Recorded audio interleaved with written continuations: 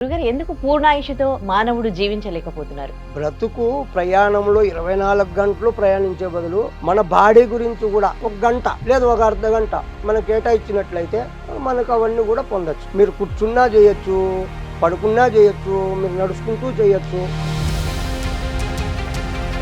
శ్వాస ఉంటే శివం, శ్వాస పోతే శవం. భక్తి, మెడిటేషన్ చేయాలి, ఆరోగ్యం కాపాడుకోవాలి అనేది చాలా మందికి పెరిగిందనమాట. అసలు నిజమైన సాధువు అంటే ఎవరు? ఎలా ఉండాలి సాధువు? సాధువు అంటే చనిపోయినాడు అని అర్థం. అతని లోపల ఉన్నటువంటి భావాలు ఏదైతే ఉన్నాయో, కోరికలు, ఆశలు, గర్వము, డాంబికము. అందుకే మహనీయులు చాలామంది అన్నారు, భారతదేశంలో కుక్కగా పుట్టినా కూడా గౌరవమే అన్నారు. ఇప్పుడు ముస్లిం సోదరులు ఉన్నారు, చిన్నప్పటి నుండి టోపీ అలవాటు చేస్తారు వాళ్ళకి. ఇంకా క్రిస్టియన్స్ వాళ్ళు ఉన్నారు, వాళ్ళు కూడా మెల్లో సెలవు పెడతారు. మరి మన హిందువులు ఎందుకు బొట్టు పెట్టుకోరు? సృష్టికి పూర్వము, సృష్టిలోన, సృష్టి తర్వాత కూడా సనాతన ధర్మం ఉంటుంది. మరి అలాంటి ధర్మం మనకు ఉన్నప్పుడు మనం మన బొట్టును పెట్టుకొని మనం ఎందుకు ప్రజల్లోకి వెళ్ళలేకున్నాము?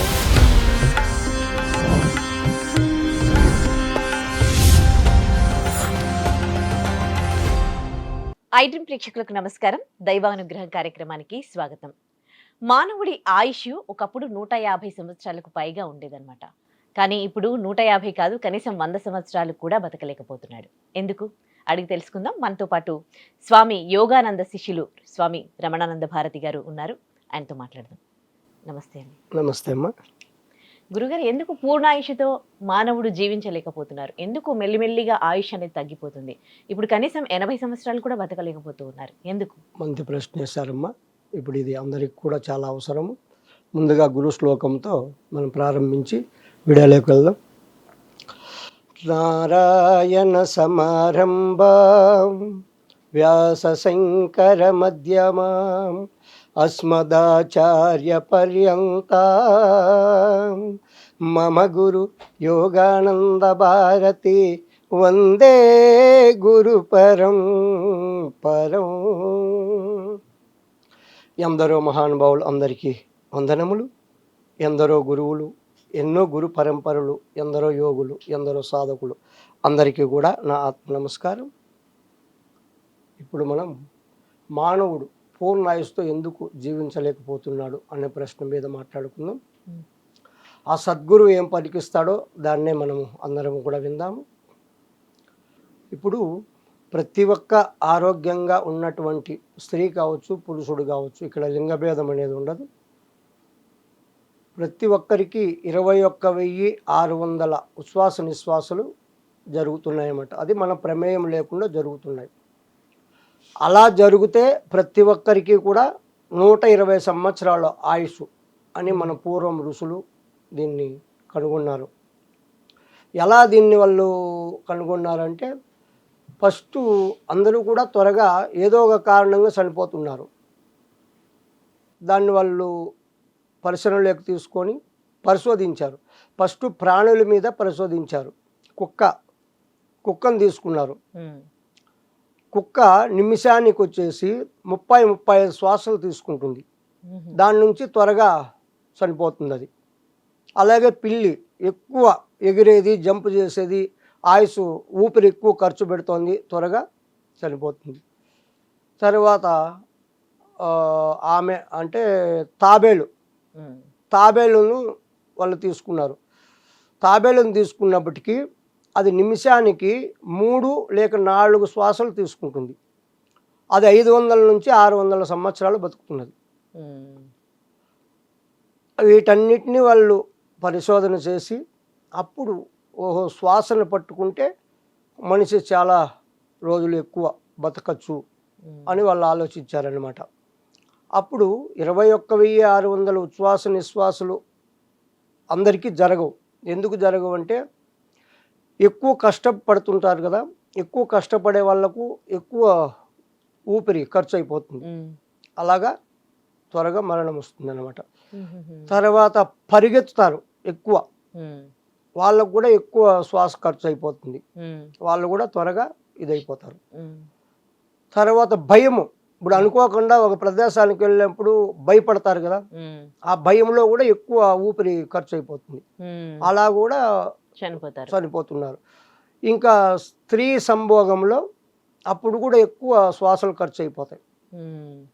అలాగ కూడా మనిషి ఇంకోటి ఆహారం ఎక్కువ తీసుకుంటే కూడాను ఊపిరి ఎక్కువ ఖర్చు అయిపోతుంది. ఇప్పుడు ఎక్కువ వాళ్ళు తినేదానికంటే ఎక్కువ తిన్నారనుకో అప్పుడు ఏమవుతుందంటే అలా అనుకుంటారు. అప్పుడు కూడా శ్వాసలు ఎక్కువ నోటితో ఎప్పుడు ఎక్కువ శ్వాసను మనం వదులుతామో అప్పుడు కూడా త్వరగా చనిపోతున్నారు. వీటన్నిటిని గుర్తు చేసుకొని ఎక్కువ ఎలా బతకాలంటే శ్వాసను మనం నియంత్రించుకోవాలి. ఆహార నియమాలు ఉండాలి, యమ నియమాలు ఉండాలి. చాలామంది అనుకుంటారు మనము మాంసాహారం ఎక్కువ తీసుకుంటే బాగా బలం వస్తుంది, బాగా శక్తి వస్తుంది అనుకుంటారు. కానీ అది చాలా చాలా పొరపాటు. ఇప్పుడు మాంసం తిన్నటువంటి మనిషి అనారోగ్య సమస్యలతో హాస్పిటల్లో బెడ్ మీద పడుకుంటున్నాడు. అదే శాకాహారం ఆకులు ఇలాంటివి తినే మేకలు, ఈ గొర్రెలు ఇలా ఉన్నాయి కదా, బక్కగా ఉన్నా కూడా కొండలో హాయిగా ఎక్కుతున్నాయి ఆకులు తిని. మరి ఆకులు తినే అవి ఆరోగ్యంగా ఉన్నాయి, మాంసం తిని మనము బెడ్ మీద పడుకుంటున్నాం. మామూలుగా శాకాహార ఆహారం తీసుకుంటే ఏముంటుంది, 3 గంటలు సైన్స్ ప్రకారం 3 గంటలకు జీర్ణం కావాలి మన బాడీ లోపల. అదే మాంసాహారం తీసుకుంటే 25 ఒక రోజు అంటే 24 నిమిషాలు దాటి కూడా పొట్టలోనే ఉంటుందంట, అది జీర్ణం కాదు. అప్పుడు దాని నుంచి ఏమైపోతుంది, లోపల ఉన్నటువంటి మిశ్రమాలన్నీ కూడాను ఇబ్బంది పడిపోతాయి. దాన్ని రుబ్బాలి కదా, జీర్ణం కావాలంటే రుబ్బాలి, అది ఇబ్బందిగా ఉంటుంది. కానీ మనకేం తెలుస్తుంది, శరీరాన్ని పెంచేదే మనం ఆలోచించాం కానీ ఈ బుద్ధిని వికసించేది అది నాశనం చేస్తుంది అనమాట. బుద్ధిశక్తిని కోల్పోతున్నారు. కాబట్టి ఎప్పుడైతే మనం శ్వాసను 21,600 శ్వాసలు జరిగేదాన్ని నిమిషానికి 15 జరుగుతాయి. ఆ 15 కంటే తక్కువ చేసుకోవాలి మనం. 15 శ్వాసల కంటే ఎవరైతే తగ్గించుకొని వాళ్ళు ఆ ప్రాణాయామం ద్వారా ఆహార నియమాలు పాటిస్తూ వాళ్ళు ఎవరైతే చేయగలుగుతారో వాళ్లకు ఎన్ని సంవత్సరాలే బతకచ్చు అని మన ఋషులు పూర్వమే నిరూపించారు. చాలా కాలం కూడా బతికారు కూడా వాళ్ళు. అంటే ఇప్పుడు ప్రాణాయామం నేర్చుకుని మనం కౌంట్ చేసుకుంటూ 15 టైమ్స్ అట్లా ప్రాక్టీస్ చేయాలంటారా? ఇప్పుడు నిమిషానికి 15 అన్నాం, 21,600 ఉచ్ఛ్వాస నిశ్వాసలు 24 గంటలు అంటే నిమిషానికి 15 అంటే గంటకి ఎన్నాయా? 15 into 6 60 90 900. అలా అందరికీ జరగడం లేదు. అందుకే మనుషులు త్వరగా ఊపిరి ఎక్కువ ఖర్చు, మనం దినానికి ఎంత ఖర్చు పెట్టాలో అంతకంటే ఎక్కువ ఖర్చు పెడుతున్నాం. కాబట్టి అలా కూడా జనాలు ఆరోగ్యం కోల్పోతున్నారు, ఆయుష్ కూడా నశించిపోతుంది. ఇప్పుడు మనం ఈ ప్రాణాయామం ద్వారా ఇప్పుడు మనము శ్వాసను తీసుకొని ఆఫ్ చేస్తాం. 30 సెకండ్ ఆఫ్ చేసామనుకో, ఇప్పుడు ఒక్కసారి తీసుకుంటాము, 30 సెకండ్ హోల్డ్ చేసి మనము అలాగా సాధన చేస్తాం. అప్పుడు ఒకటే ఖర్చు అవుతుంది. అప్పుడు నిమిషానికి ఎన్ని అయితే 2 శ్వాసలే ఖర్చు అవుతాయి. అప్పుడు ఎన్ని మిగులుతాయి మనకు? 13 అంటే 13 శ్వాసలు మిగులుతాయి. మామూలుగా అయితే 15 ఖర్చు అవుతాయి. ఇప్పుడు మనం ఈ టెక్నిక్ లో ఉన్నప్పుడు మనకు 2 కదా ఖర్చు అవుతుంది, అప్పుడు మనకు స్టోర్ అవుతుంది కదా. అలా మనం ఎంత చేసుకోగలిగితే అంత మనకు స్టోర్ అవుతాయి, అప్పుడు ఆయుష్ వృద్ధి చెందుతుంది. దీంట్లో ఇంకొక విషయం, మనం ఎందుకు శ్వాసను కుంభకము అంటారు, దాన్ని తీసుకునేది పూరకము, ఆఫ్ చేసేది కుంభకము, వదిలేది రేసకం. కుంభకంలో మనం ఎంతసేపు ఉంటాం అంతసేపు ఏమవుతుందంటే ఆ శ్వాస అనేది లోపల శరీరానికి ఎక్కడెక్కడ మలినం ఉంటుందో, ఎక్కడెక్కడ బ్లాకేజ్ ఉంటుందో అదంతా కూడా శుద్ధి చేస్తుంది. శుద్ధీకరణ చేసినప్పుడు మన బాడీకి కొన్ని వేల సెల్స్ అంటారు కదా, జీవకణాలు ఉత్పత్తి అవుతూ చనిపోతూ ఉంటాయి. అవన్నీ కూడా మనం ఈ కుంభకం అనేది ఎప్పుడైతే మనం కుంభక సాధన చేస్తామో ఆ చనిపోయేటివి కూడా మళ్ళీ ఉత్తేజపడతాయి. ఉత్తేజపడినప్పుడు ఏమవుతుంది, అనారోగ్య సమస్యలు తగ్గుతాయి, ఆరోగ్యం బాగుంటుంది, ఆయుష్ కూడా వృద్ధి చెంది. ఎందుకంటే మనం ఖర్చు చేసే తగ్గిస్తున్నాం కదా. ఇప్పుడు సహజంగా జరిగే శ్వాసను మనము ఆపుతున్నాం, ఆపినప్పుడు ఏమవుతుంది, మనకు ఆయుష్ పెరుగుతుంది, ఆయుష్తో పాటు ఆరోగ్యం కూడా బాగుంటుంది అన్నమాట. అలాంటి వాళ్లకు ఇప్పుడు శరీర ధర్మము శరీరము కర్మఫలంతో వస్తుందమ్మా. ఉమ్, శరీరం నుంచి రోగాలు వస్తాయి, సంసారం నుంచి దుఃఖాలు వస్తాయి. ఉమ్, కానీ మామూలు మనుషులకు రోగాలు ఎలా వస్తాయంటే భార్యలాగా వస్తాయి. ఉమ్, సాధన చేసే వాళ్ళకు బంధువుల్లాగా వస్తాయి రోగాలు. ఉమ్, అర్థమవుతుందా? ఉమ్. మామూలు మనుషులకు ఎప్పుడు పక్కకే ఉంటాయి రోగాలు, బంధువుల్లో వీళ్ళకి వచ్చిపోతూ ఉంటారు అప్పుడప్పుడు. ఆ, మామూలు మనుషులు భార్యలాగంటే ఒక్క ఎప్పటికీ సూర్య పెట్టుకుంటే వదలరు వాళ్ళు. ఇంకెప్పటికీ. అలాగొస్తాయి. ఆ, ఈ టెక్నిక్, ఈ ప్రాణాయామం, ఈ ఆహార నియమాలు పాటించేస్తే ఉమ్, బంధువుల్లాగా వస్తాయి. బంధువులు ఉమ్, ఎన్నాళ్ళు ఉంటారు? ఒక రోజు 2 రోజులు ఉంటే వెళ్ళిపోతారు. వెళ్ళిపోతారు. ఇబ్బంది పెట్టదు. ఓకే. అలా చేస్తూ పూర్వం ఋషులందరూ కూడా ఉమ్. ఆ టెక్నిక్ చేసి వాళ్ళు కొన్నేళ్ళు కాదు చాలా ఏళ్ళు బతకగలిగారు. అంటే అప్పుడు జీవనశైలి వేరే ఉంటుండే కదా, అప్పుడు చేసే పనులు వేరు, వాళ్ళు తినే ఫుడ్ వేరు.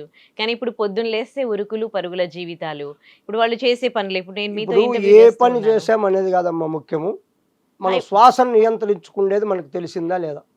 కరెక్టే. ఇప్పుడు నేను ఈ ప్రొఫెషన్ లో ఉన్నాను, మధ్యలో ఏదో దాంట్లో ఉండి కూడా అప్పుడప్పుడు మధ్య మధ్యలో ప్రాక్టీస్ చేయొచ్చా, లేకపోతే ఎప్పుడైనా దానికోసం చేయొచ్చు. ధ్యానం చేస్తూనే కూర్చొని? ఇప్పుడు మీరు దినానికి 24 గంటలు ఉన్నాయి కదా, ఉమ్, 24 గంటలు 1 గంట తీసేయండి. ఉమ్, ఇప్పుడు బ్రతుకు ప్రయాణంలో 24 గంటలు ప్రయాణించే బదులు మన బాడీ గురించి కూడా ఉమ్, 1 గంట లేదు ఒక అర్ధ గంట మనకు కేటాయించినట్లయితే మనకు అవన్నీ కూడా పొందొచ్చు. ఉమ్. ప్రాణాయామం చేయాలంటే కేవలం ఎప్పుడు ఇట్లా కూర్చొని ప్రాణాయామం చేయాలా, లేకపోతే మామూలుగా మనం ఇప్పుడు ఇక్కడ ఇలా ఉన్నాము, మధ్య మధ్యలో టైం దొరికినప్పుడు అట్లా బ్రీత్ కంట్రోల్ మీరు చేసుకొని? ఎప్పుడైనా బ్రీతింగ్ టెక్నిక్ తెలుసుకుంటే ఉమ్, మీరు ఖాళీ పొట్టతో ఉండాలి. ఎప్పుడైనా ఉహుం, ఆహారం తిని చేయకూడదు. ఉమ్, ఆహారం తిన్న తర్వాత 3 గంటలు రెస్ట్ ఇవ్వాలి బాడీకి, ఉహుం, తర్వాత చేయాలి. మీరు కూర్చున్నా చేయొచ్చు, పడుకున్నా చేయొచ్చు, మీరు నడుచుకుంటూ చేయొచ్చు.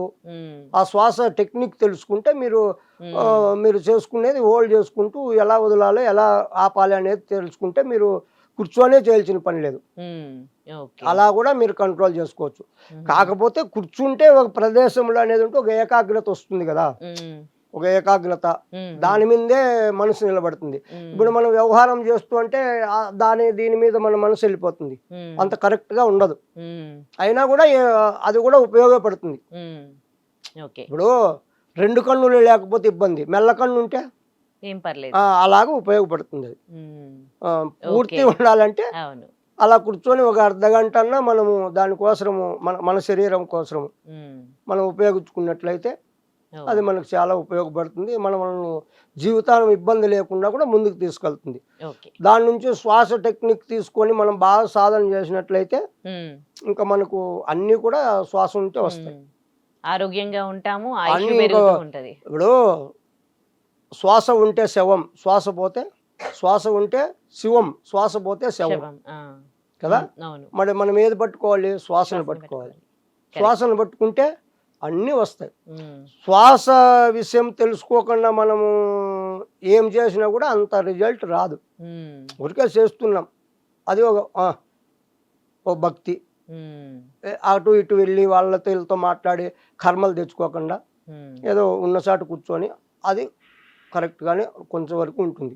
ఉమ్, శ్వాసను మనం కంట్రోల్ చేసుకొని మనం చేసినట్లయితే 100% మనకు రిజల్ట్ వస్తుంది. ఇంకా అన్నీ కూడా శ్వాస నుండి మనకు అన్ని ఉపయోగాలు ఉంటాయి. ఓకే. శ్వాసకు మించింది ఇంకా ఏది లేదు. లేదు.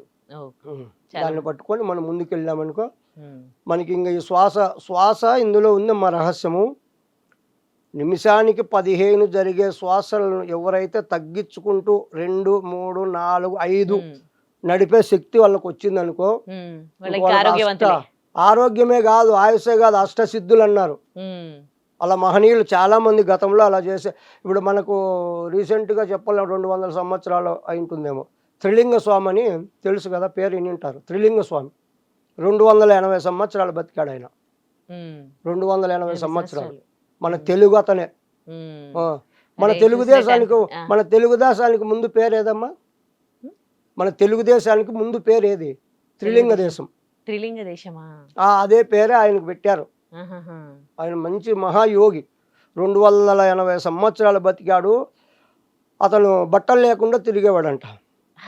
పేపర్‌లో జూసినట్టు గుర్తు. బట్టలు ఆ! లేకుండా తిరిగేవాడు. ఆ! అప్పుడు జనాలకి ఇబ్బంది అయిపోయి అతన్ని పోలీస్ స్టేషన్‌లో పెట్టారు. హ్మ్. పోలీస్ స్టేషన్‌లో. పోలీస్ స్టేషన్‌లో పెట్టి లాకేసింటే లాకేసింది ఏసినట్లు ఉందంట మళ్ళా పైనున్నాడంట. హ్మ్. హ్మ్. ఎట్లా? మరి అంత శక్తులు ఉన్నాయి. మన పూర్వం రుజులు మన సనాతన ధర్మం చాలా గొప్పదమ్మా. ఇప్పుడు హ్మ్. ఇప్పుడు తెలీదు కానీ హ్మ్. ఎందుకు తెలీదంటే ఈ బ్రతుకు బండిలో ప్రయాణంలో చేస్తూ ఇవన్నీ ఆలోచించేంత టైం గూడా లేదు. హ్మ్. మన సనాతన ధర్మం ఋషులు ఇచ్చినటువంటి సంపద, ఆ శక్తి చాలా అమోఘం, అద్భుతం. హ్మ్. అలా బతకగలిగారు వాళ్ళు. హ్మ్. ఆ! కానీ ఇప్పుడిప్పుడు మళ్ళీ తెలుసుకుంటున్నారులే. అందుకే ఇప్పుడు కొన్ని ప్రాక్టీస్ ఈ చేస్తున్నారు. కరోనా ఆ తల్లి చెప్పాలంటే కరోనా చాలా మంచిగానే వచ్చింది. అవును. ఆ కరోనా వచ్చినప్పుడుంటే భయం ప్రాణభీతి. అవును. ఇప్పుడు భక్తి కావాలని కాదు. త్వరగా చనిపోకూడదు. ఏదో ఈ మెడిటేషన్‌లు ఇవి చేస్తే ఏదో కొన్నాళ్ళు బతుకుతామంట అని వాళ్ళు దీంట్లోకి ఎలాగైనా ఏమి హ్మ్. ఆ కరోనా వచ్చి మంచే చేసింది. అవును. జనాలను భక్తి జ్ఞానానికి పెంచింది. అంతకుముందు ఒక్క రూపాయి ఖర్చు పెట్టేవాళ్ళ వాళ్ళు ఇచ్చేవాళ్ళు కాదు. చాలామంది అన్యాయంగా కుక్కల కంటే హీనంగా చనిపోయారు కదా! అప్పుడు. అవును. అదంతా గుర్తుపెట్టుకొని ఇప్పుడు ఇది శాశ్వతం కాదు. ఇప్పుడు ఏదో రూ. 10 దానం చేసి కూడా వస్తున్నారు. ఆ కరోనా హ్మ్. నుంచి. హ్మ్. నిజంగా. అవును. అంత భయపెట్టింది కరోనా. అప్పటినుంచి జీవన విధానం గూడా కొంచెం మారింది. మారింది. మన కల్చర్‌ని ఫాలో అవుతూ ఆ! ఉన్నారు. మన అవుతున్నారు. పద్ధతులు, తినే ఫుడ్ గూడా అన్నీ కూడా ఇప్పుడు మనవి అలవాటు ఫాలో చేసుకున్నారు. అవుతున్నారు. ఇప్పుడు భక్తి అనేది కూడా చాలా మందికి భక్తి మెడిటేషన్ చేయాలి. ఆరోగ్యం కాపాడుకోవాలి అనేది చాలా మందికి ఇది ఇప్పుడు పెరిగింది. పెరిగిందనమాట. ఓకే. పెరిగింది. ఆ! కానీ పెరిగింది గానీ కరెక్ట్ దారి అనేది తెలుసుకోలేకున్నారు. హ్మ్. హ్మ్. అంటే మోసాలు గూడా ఆ! పెరిగిపోయాయి గదా! సో, పెరిగిపోయాయి. మోసాలనేసరికి ఒకటి జెప్తాను నేను. సాధువులు ఉంటారు గదా! అమ్మ. వాళ్ళు అంటే నిజమైన సాధువు ఎలా ఉండాలి అసలు? అంటే చాలామంది గెడ్డాలు, మీసాలు పెంచేసుకొని, విభూది అది పెట్టేసుకొని ఉంటారు. కొంతమంది గురువుల్లాగా అవతారం ఎత్తి మోసం చేస్తూ ఉన్నారు. అందుకని నమ్మకం అనేది పోతూ ఉంది. అందరూ మోసం అన్నట్టుగా కొంతమంది మాట్లాడుతూ ఉంటారు. అసలు నిజమైన సాధువు అంటే ఎవరు? ఎలా ఉండాలి సాధువు? ఇప్పుడు ఇక్కడ చెప్పాలంటే సాధువు అంటే చనిపోయినాడు అని అర్థం.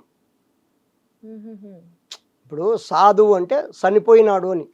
చనిపోయినాడు అని. అంటే ఏం చనిపోయినాడు? అతని లోపల ఉన్నటువంటి భావాలు ఏదైతే ఉన్నాయో కోరికలు, ఆశలు, గర్వము, డాంభికము హ్మ్. అలా ఉండాలి, ఇలా ఉండాలి, అది సంపాదించాలి ఇన్ని కూడా ఎళ్ళిపోవాలి. హ్మ్. అవన్నీ ఎళ్ళిపోతే ఇంక అతను చనిపోయినట్లే గదా! అందుకు హ్మ్. వాళ్ళేమన్నారంటే ఒకే మాటలో సాధువు అంటే చనిపోయినోడు. హ్మ్. శరీరం ఉన్నా గూడా ఆయనకేం కోరికలుండవు, ఏది ఇంకా ఉండదు. అన్నీ చనిపోయినట్లే అన్నీ చనిపోయినట్టే. అన్నారు. ఇప్పుడు ఈ వేషాలు ఇవెందుకేసుకోవాలనే దానికి గూడా ఒక విషయం మాట్లాడుకుందాం. హ్మ్. ఇప్పుడు అయ్యప్ప స్వాములున్నారు. హ్మ్. వ్రతం జేస్తారు వాళ్ళు. ఓ 48 రోజులో లేదా 60 రోజులో, 21 రోజు. హ్మ్. వాళ్ళకు ఒక డ్రెస్సు, ఒక పద్ధతి అనేది పెట్టారు గదా! అవును. అదే లేకపోతే మామూలుగా వ్రతం జేస్తే, మామూలు జనాలు గూడా వాళ్ళకి ఇబ్బంది పెట్టేకి అవకాశం ఉంటుంది. అవును. ఈడు మామూలుగా ఉండాలి లేరా అని అందరూ గూడా అలాగే క్లోజ్‌గా ఉండేవాళ్ళు అలాగే బిహేవ్ ఉంటుంది. హ్మ్. వాళ్ళు ఆ పద్ధతి ఆ డ్రెస్ కనపడిందనుకో వాళ్ళు ఆలోచిస్తారు. ఓహో! ఇతనేదో హ్మ్. భగవంతుని దీంట్లో ఉన్నాడు అవును. అనేది వాళ్ళు గూడా ఇతన్ని ఇబ్బంది పెట్టరు. హ్మ్. అవును. వీళ్ళు గూడా ఈ డ్రెస్సు ఉన్నంత వరకు అంతకుముందు ఎన్ని చేశారో వాళ్ళు అవి చేయకుండా గూడా ఇవి గుర్తిస్తూ ఉంటాయి ఎప్పుడు. హ్మ్. ఇప్పుడు కాషాయం వేసామమ్మా. అవును. కాషాయం అంటే ఏది? అగ్నికి చిహ్నం. హ్మ్. కాషాయం అంటే అగ్నికి చిహ్నం అది. అగ్ని అంటే జ్యోతి. అంటే ప్రకాశం. ఓకే. ప్రకాశం అంటే జ్ఞానం.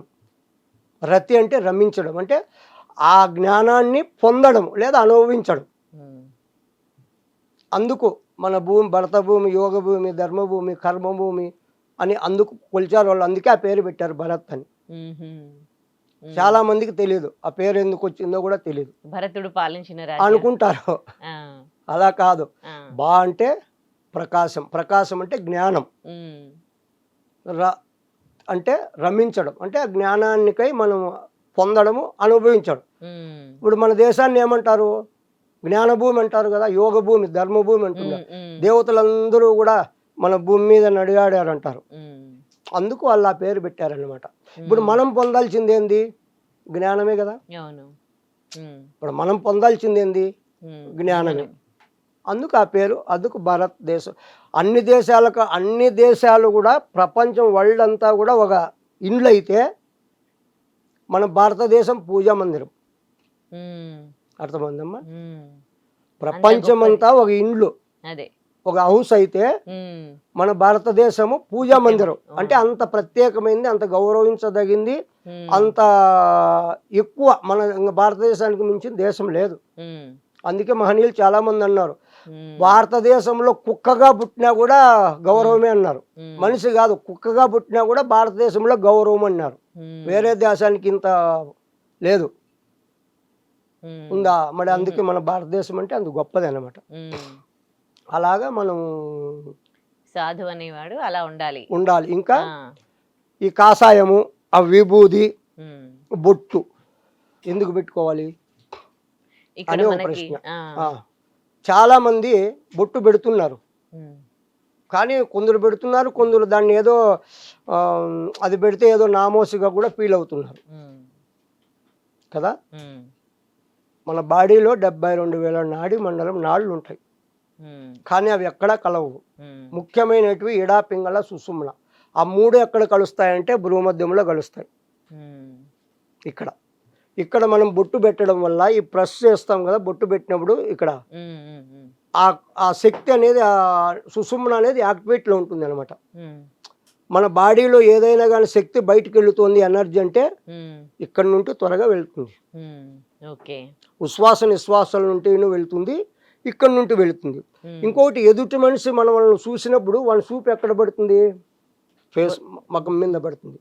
కొందరు కన్నులు ఎలా, దృష్టి కన్నులు అంటారు చూడు, ఆ దృష్టి కూడా మనకి తగలకుండా ఇది కాపాడుతుంది, కాపాడుతుంది. తర్వాత థర్డ్ ఐ అంటారు కదా, జ్ఞాననేత్రం. ఆ జ్ఞాననేత్రము త్వరగా యాక్టివేట్ కావాలి, ఓపెన్ కావాలి అన్నా ఇక్కడ బొట్టు పెట్టుకోవాల్సింది కరెక్ట్ విషయం అనమాట.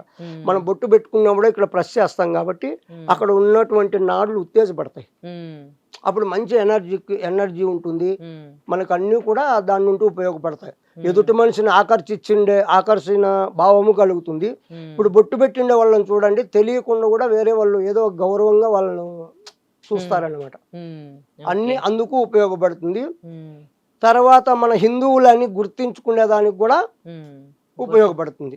ఇన్ని రకాలు బొట్టు ఉంది, మరి మనం బొట్టు పెట్టుకోం. అప్పుడు అందులో చూడండి, ఇప్పుడు ముస్లిం సోదరులు ఉన్నారు, చిన్నప్పటి నుండి టోపీ అలవాటు చేస్తారు వాళ్ళకు నెత్తిన కదా. ఇంకా క్రిస్టియన్స్ వాళ్ళు ఉన్నారు, వాళ్ళు కూడా మెల్లో సెలవు పెడతారు. మరి మన హిందువులు ఎందుకు బొట్టు పెట్టుకోరు? ఇప్పుడు వాళ్ళది, మంది సనాతన ధర్మం, మంది మతం కాదు, మంది సనాతన ధర్మం. సనాతనం అంటే ఏమి? శాశ్వతమైంది, ఇప్పుడు ఉండి రేపు లేకుండా పోయేది కాదు, ఎప్పటికీ ఉండేది.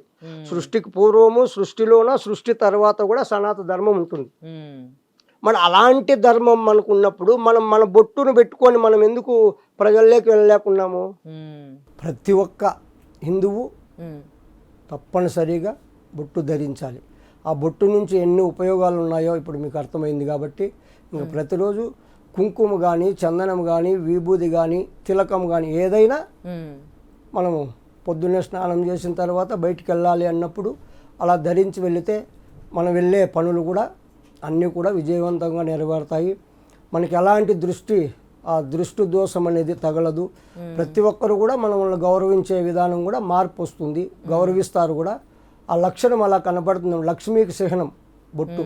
అన్ని రకాలు మనకు ఉపయోగపడతాయి కాబట్టి అందరూ కూడా బొట్టును ధరించండి. ఏ ఫీల్ కావద్దండి, బొట్టు పెట్టుకుంటే మీకు అన్ని ఉపయోగాలే ఉంటాయి, కానీ అపయోగం అయితే కుదరదు. ఆరోగ్యంతో పాటు అన్నీ బాగుపడతాయి. ఇంకో ప్రశ్న గురువుగారు, ధ్యానం చేస్తాం కదా, ఇది కూడా అప్పట్లో మన వాళ్ళందరూ చేసేవాళ్ళు, ఇప్పుడు చేయట్లేదు. కానీ ధ్యానం అంటే కళ్ళు మూసుకొని ఇట్లా కూర్చుంటే అది ధ్యానం అయిపోద్దా? అసలు ధ్యానం ఎట్లా చేయాలి? ఇప్పుడు చాలామంది ఈ ప్రశ్నలే అడుగుతున్నారు. మేము 8 గంటలు కూర్చుంటాం, 10 గంటలు కూర్చుంటాము అని. అప్పుడు మీరు ఎలా కూర్చుంటున్నారు అంటే, కన్నులు మూసుకొని కూర్చొనేస్తే ధ్యానం అయిపోతుందా? కాదు. మీరేం చేస్తున్నారు? శరీరము బయట తిరిగేదాన్ని కూర్చోబెడుతున్నారు అంతే. లోపల తిరిగేటివి తిరుగుతూనే ఉంటాయి, ఆలోచనలు వస్తూనే ఉంటాయి ధ్యానం చేస్తూ ఉంటే. అస్సలు ఒక క్షణం కూడా కంట్రోల్ మరి చేసుకోవాలి. అప్పుడు మీరు ఎన్ని గంటలు కూర్చుంటే ఏం ప్రయోజనం? ఆ ధ్యానం ఎలా అవుతుంది? అది మన చేతుల్లో ఉండదు కదా, ఎంత కంట్రోల్ చేసుకోవాలనుకున్నా కానీ. అది కంట్రోల్ చేసుకుంటేనే ధ్యానం అవుతుంది. దానికే ధ్యానం అంటారు. శరీరం కూర్చోబెడితే నువ్వు తిరిగినా ఒకటే, కూర్చున్నా ఒకటే. లోపల తిరిగేటివి ఆగాలి. ఆలోచనలు, ఇప్పుడు మనస్సు. దీనికి ఏమంటారంటే తలల బోడవున కానీ తలపలు బోడవున అంటారు. తల ఏమైనా ఉన్నా గుండు కొట్టించుకొస్తాం. లోపల ఉండే తలపులు ఆలోచనలు పోతున్నాయా? పోలేదు. నువ్వు కూర్చుంటావో పండుకుంటావో తిరుగుతావో ముఖ్యం కాదు, ఆలోచనలు తగ్గాలి. అది ఉంటేనే ధ్యానం అవుతుంది. అది లేనిది నువ్వు ఎన్ని గంటలు కూర్చున్నా కూడా. ఇంకోటి, మనం మాట్లాడుతూ ఉంటే ఆలోచనలు అంతగా రావు. ఒక్కసారి కళ్ళు మూసుకొని కూర్చోమడే, చిన్న బుట్టుంటే ఉండేటివి, ఎవరైనా నిన్ను తిట్టిండేటివి, వాళ్ళని నువ్వు తిట్టిండేటివి, చేసిండే అప్పులు, ఇంకోటి అన్ని మంచిగా వస్తాయి. వస్తాయి లేదా? అవును, అన్ని గుర్తొస్తూ ఉంటాయి. మరి ధ్యానం ఎలా జరుగుతుంది? ధ్యానం ఎలా జరుగుతుంది? అక్కడ ధ్యానం ఎలా అవుతుంది? కూర్చోబెట్టావు, శరీరం తిరిగేదాన్ని కూర్చోబెట్టావు అంతే. మరి ఎలా అవి ఆలోచనలు అవన్నీ ఆలోచనలు ఎప్పుడైతే తగ్గుతాయో అప్పుడు ధ్యానం నీకు వస్తుంది. అది అసలు ఎవరికి సాధ్యం కావట్లేదు, చాలా కష్టం అవి చేయాలంటే. అప్పుడు అందుకే అమ్మా మనోళ్ళు పూర్వం అన్ని ఆలోచించారు. దానికే అన్నిటికీ మూలం ప్రాణాయామం టెక్నిక్ పెట్టారు. ఇప్పుడు మనసుకు శ్వాసకు సంబంధం ఉంది. శ్వాస కంటికి కనపడదు, మనసు కంటికి కనపడదు. కానీ శ్వాస స్పర్శ తగులుతుంది. శ్వాస తగులుతుంది కదా, స్పర్శ. దాన్ని పట్టుకుంటే ఆలోచనలు తగ్గుతాయి. మనసు తగ్గితే ఆలోచనలు తగ్గుతాయి. అందుకే శ్వాస వేగాన్ని, శ్వాస పొగురును తగ్గిస్తే ఆలోచనలు తగ్గుతాయి అని వాళ్ళు ప్రాణాయామం నుండి. ఇప్పుడు ప్రాణాయామం చేసి మనం ధ్యానంలో కూర్చున్నాం అనుకో, ఆలోచనలు తగ్గుతాయి, ఆ స్థితి వస్తుంది. అలాగే నువ్వు కంటిన్యూగా చేస్తూ ఉంటే లాస్ట్కు ఆలోచన లేని స్థితికి అప్పుడు ధ్యానం కుదురుతుంది. అంటే రెగ్యులర్ గా చేస్తూ ఉండాలి, చేయాలి కదా. ఆలోచనలు పోతాయి కంపల్సరీ చేస్తే. ప్రాణాయామం నేర్చుకుని, ఇప్పుడు ప్రాణాయామం లేకపోతే సుషుమ్న యాక్టివేట్ కాదు. మెయిన్ ఆహార నియమాలు పాటించాలి. ఆహార నియమాల నుండి ప్రాణాయామం చేస్తే ప్రాణాయామం నుండి సుషుమ్న యాక్టివేట్ అవుతుంది. సుషుమ్న యాక్టివేట్ అయిన తర్వాత ఆసన సిద్ధి కలగాలి. ఆసన సిద్ధి కలిగితే ధ్యానం కుదురుతుంది. ధ్యానం కుదిరితే జ్ఞానం వస్తుంది. జ్ఞానం వస్తే మోక్షం వస్తుంది. దీనివల్ల ఏదో ఒకటి రాకపోయినా అన్ని నిలిచిపోతాయి. స్టెప్ బై స్టెప్ ఉన్నాయి ఇవి. పతంజలి మార్చు కూడా యమ, నియమ, ఆసన, ప్రాణాయామ, ప్రత్యాహార, ధారణ, ధ్యాన, సమాధి లాస్ట్కి చెప్పాడు. ఇవన్నీ పాటిస్తూనే సమాధి స్థితికి వెళ్తావు. మరి మనము ఇవన్నీ ఏది లేకుండా ఊరికే నేను కళ్ళు మూసుకొని కూర్చేసుకుండా ఓ అమ్మ 14 గంటలు కట్టినా 24 గంటలు కూర్చుండంటే ఊరికే శరీరం కూర్చుంది అంతే. లోపలికి కూర్చోవాలి. నువ్వు కూర్చుంటావో కూర్చోవో ఇది కాదు ప్రశ్న, లోపలి ఆగాలి. లోపల ఆలోచనలు ఉన్నాయి కదా, వాటిని మనం కంట్రోల్ చేయగలగాలి. కుక్క వంటి మనసు కూర్చుండనివ్వదు, తిక్కబట్టినట్లు తిప్పుచుండు, కుక్కను చంపితే సక్కని మనసురా అన్నాడు. మనసే అన్నిటికీ మూలం. మనసు అన్నిటికీ మూలం మనసే. నువ్వు జ్ఞానం భగవంతుడు కావాలన్నా మనసే, అదో పతనానికి మురిక్కాలలోకి వెళ్ళాలన్నా మనసే. మనసుకు మించింది ఏదీ లేదు. మనసు నిలబెడితే అతను ఇంకా యోగి. మెయిన్ మనసు. ఆ మనసు ఎలా నిలబడుతుంది? మనం తినే ఆహారాలు బట్టి, మనం ఏ ఆహారం తింటామో దాని భావనలు మనకు వస్తాయి. ఇప్పుడు మాంసాహారం ఎక్కువ తీసుకుంటే అది ఏమన్నారు? రజోగుణం అన్నారు. దానికి సంబంధించి సత్వగుణము, రజోగుణము, తమోగుణం 3 గుణాలు. ఈ 3 గుణాలు వదలాలి మనిషి. ఇప్పుడు మీకు ఇంకా ఉదాహరణకు చెప్పాలంటే, ఇప్పుడు రావణ బ్రహ్మ, విభీషణుడు 6 నెలలు తిండ్రి 6 నిద్ర అతని పేరు మర్చిపోయాను. వాళ్ళు ముగ్గురు కుంభకర్ణుడు, రావణ బ్రహ్మ, విభీషణుడు ముగ్గురు కూడా రాక్షస వంశమే కదా. మరి ముగ్గురు రాక్షసులైనా కూడా విభీషణుడు శ్రీరామునికి ఆప్తమిత్రుడు అయ్యాడు లేదా? మరి వాళ్ళిద్దరు ఎందుకు కాలా? రజోగుణానికి చిహ్నము రావణ బ్రహ్మ. అహం, నేను చక్రవర్తిని, నాకు అన్నీ తెలుసు, నన్ను మించినోడు ఎవడు లేడు అనే భావన ఆ ఆహారంలో వస్తుంది ఉమ్, మాంసాహారం తింటే. ఉమ్, ఇంకా సద్ది బద్ది ఎలా పడితే ఏమైనా కడుపు నిండాలి అని తింటే అతను లాగుంటాడు. ఉమ్, 6 నెలలు నిద్ర 6 నెలలు తిండి కుంభకర్ణుడు. ఉమ్, ఏం ప్రయోజనం లేదు. ఈ సత్వగుణము సాత్విక ఆహారము మంచి భక్తి భావన ఉండే అతను విభీషణుడు అయ్యాడు. ఉమ్, అతనికి శత్రువులైనా కూడా అతన్ని ఆదరించాడు శ్రీరామచంద్రమూర్తి. ఉమ్, అలా గుణాలు ఉంటాయి. మనం తినే ఆహారం బట్టి కూడా మనలో మార్పులు వస్తాయి, ఉమ్, అనారోగ్య సమస్యలు వస్తాయి, ఆయుష్ కూడా కోల్పోతాం. ఉమ్, రైట్.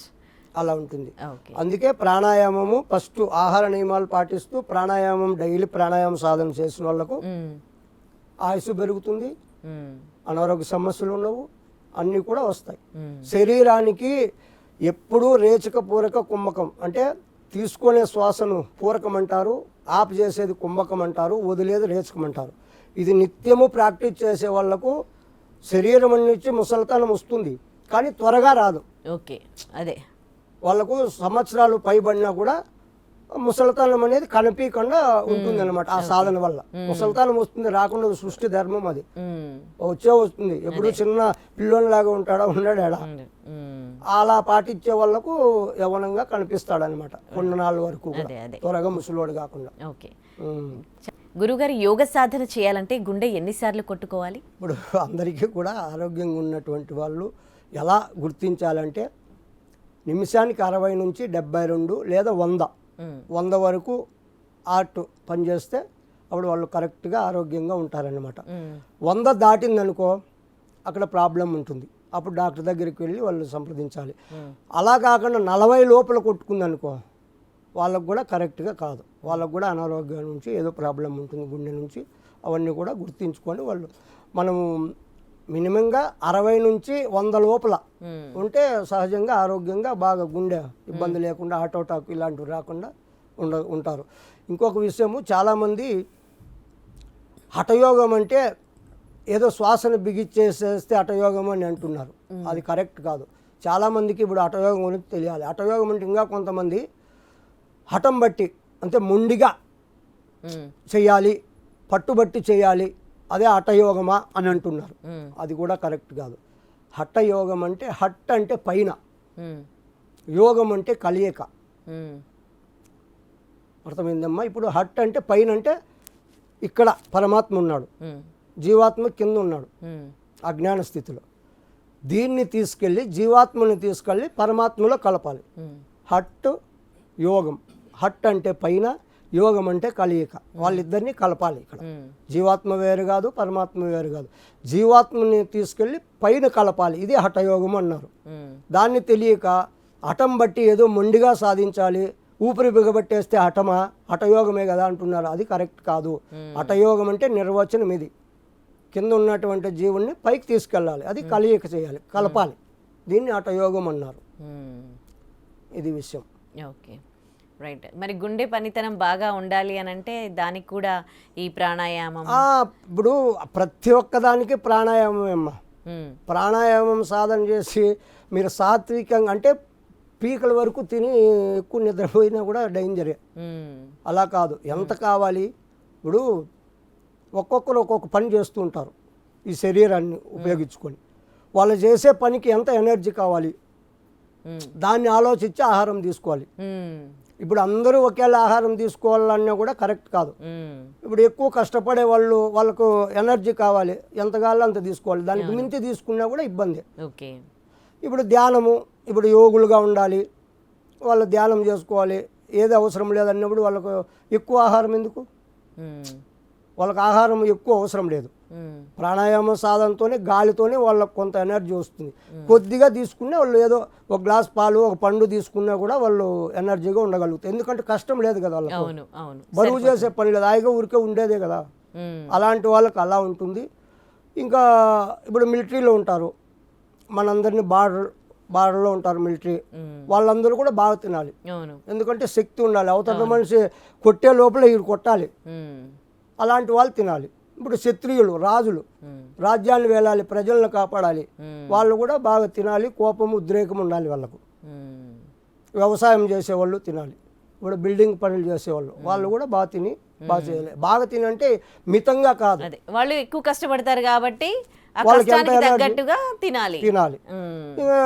శరీరం బట్టి తినాలి. అదే ఇప్పుడు వాళ్ళకే తెలుస్తుంది, వాళ్ళకు ఆయాసం, ఇప్పుడు నీరసం వచ్చింది అనుకో, ఇప్పుడు ఆరోగ్యానికి మనకు శరీరానికి నీరసం వచ్చింది, ఇంకొంత తిను, కరెక్ట్గా ఉందా తగ్గించు.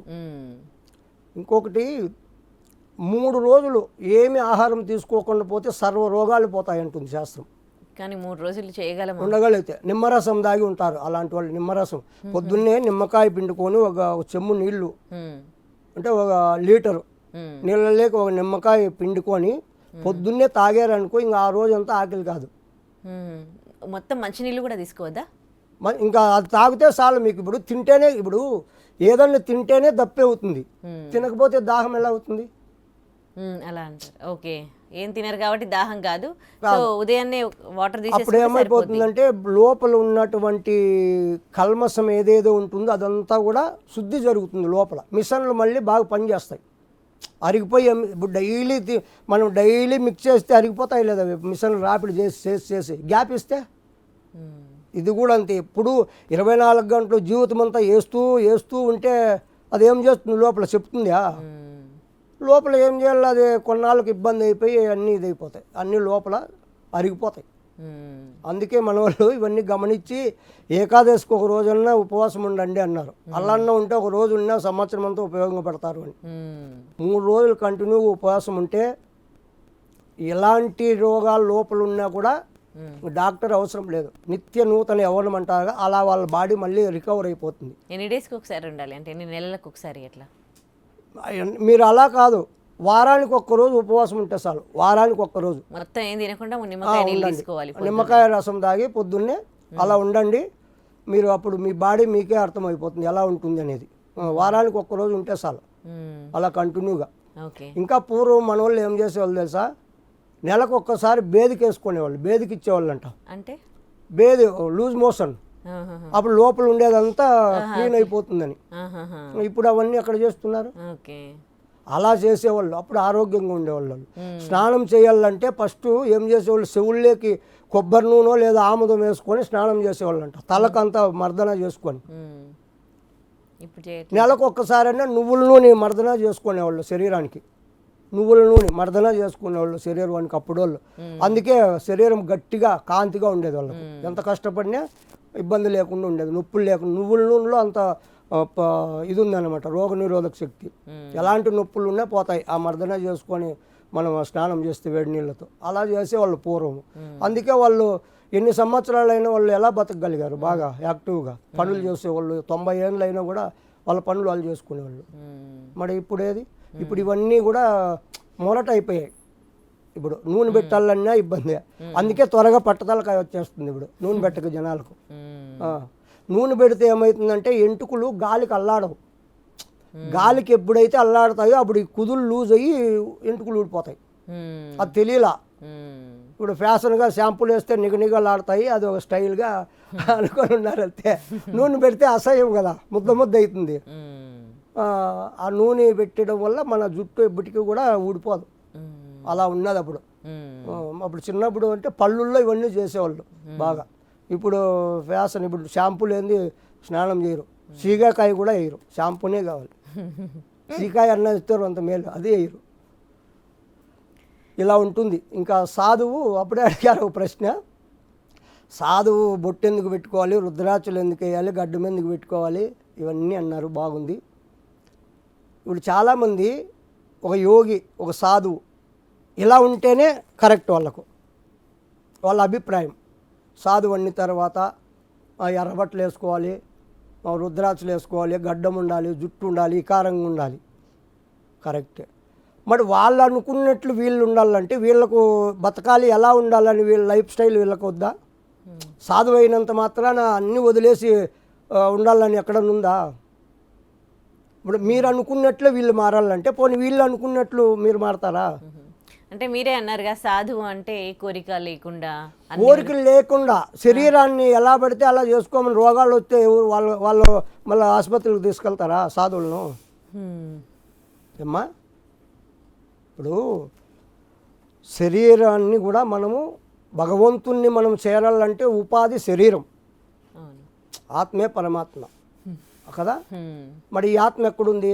శరీరంలో ఉందంటున్నారు. మరి శరీరం కరెక్ట్గా మనం శరీరాన్ని చూసుకోకపోతే భగవంతుని ఎలా చేరతాం? రోగాలు వచ్చిపోతే ఎడబడిపోతాం కదా.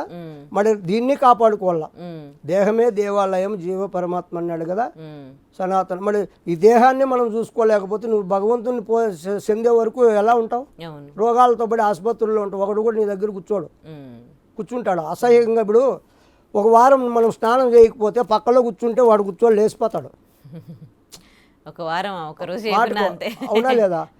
మరి ఎప్పుడు చూసినా ఈ ప్రజలు సాధు అంటే ఇలాగే ఉండాలి, ఎందుకు బాగుమూలుగా ఉండాలి, ఆ పుట్టకోసి పెట్టుకొని ఉండాలి కదా, చెట్టు కింద కూర్చోవాలి కదా అంటే అలాగే ఉందా? వాళ్ళకు స్వేచ్ఛ వద్దా? వాళ్ళు ఎలా ఉండాలి వాళ్ళకి తెలీదా? ఇది కాదు అడగాల్సింది. వాళ్ళ నుంచి సమాజానికి మంచి జరుగుతుందా, చెడు జరుగుతుందా, దాన్ని బట్టి ఆలోచించాలి ఎవరైనా. కరెక్ట్. ఇప్పుడు సాధువు ఏమో మీరు చెప్పినట్లే ఉంటాడు. మరి సాధువు చెప్పినట్లు మీరు ఉంటారా? మరి ఎందుకు ఉండరు? ఆయన మీరు చెప్పినట్లయితే ఉండాలి, మీరేమో హాయిగా అన్నీ చేసుకొని ఉండాలి. ఇది ఎలా ఉంటుంది? ఇది కరెక్టేనా? మరి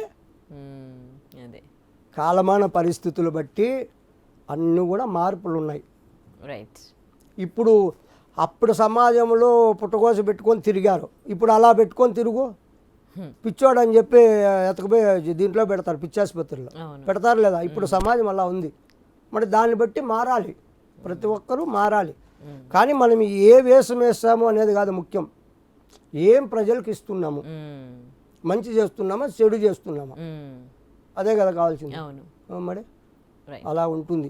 కాకపోతే వాస్తవంగా అయితే వేషధారణ చేసి మోసాలు చేసే వాళ్ళు కరెక్ట్గా ఉన్నారు, లేదని కాదు, అలాగా ఉన్నారు, ఇలా ఉన్నారు. అదే ఇప్పుడు చాలామంది మహనీయులు కూడా మంచి మంచి బట్టలు వేసుకొని వాళ్ళు ఇది చేసిన వాళ్ళు లేరా? మన దీంట్లో ఉన్నారు, బట్టలు లేకుండా ఉండేవాళ్ళు ఉన్నారు. ఇప్పుడు మనము జనాలలో ఉండేటప్పుడు జనాలకు ఎలా ఉండాలో అలా ఉండాలి. తానొవ్వక ఇతరులను నొప్పించుక తప్పించుకు తిరుగువాడు ధన్యుడు సుమతి అన్నాడు.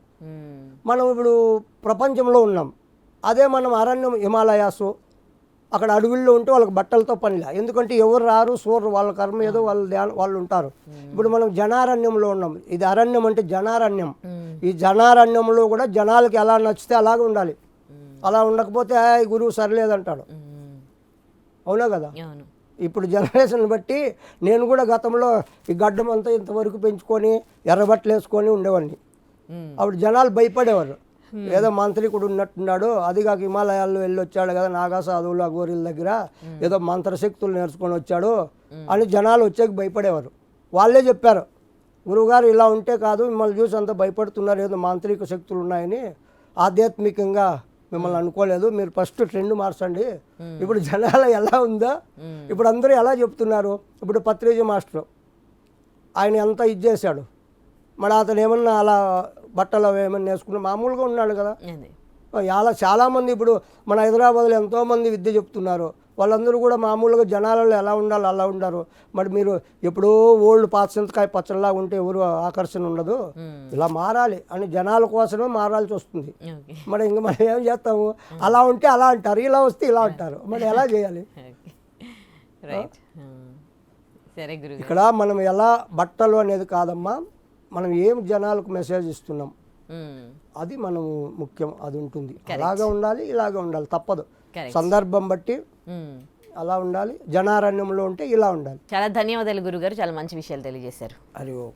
మమ గురు యోగానంద భారతి పాదపద్మం నమస్కరిస్తూ లోకా సమస్త సుఖినో భవంతు.